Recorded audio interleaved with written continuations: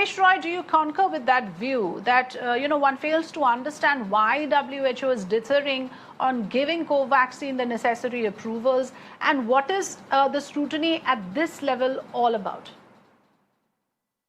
I would agree that there is an issue, because when we look at Sinopharm and Sinovac, the two vaccines that were approved in July from China, both of them are inactivated viral vaccines, just like the Covaxin vaccine is.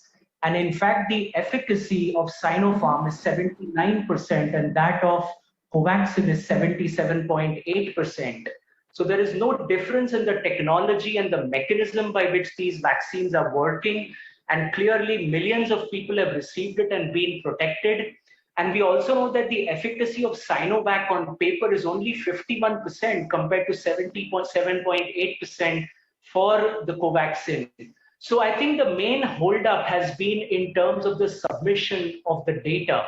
So it's one thing to have efficacy and it's another thing to prove the efficacy on paper. Yes. And also looking at the due diligence that is there in terms of the preparation of the vaccine and all the other factors. So I think those are the things that are going to be looked at in terms of manufacturing practices, policies, and collected data very carefully by the SAGE committee of the WHO today to finally give the approval, which I think is long overdue for Covaxin.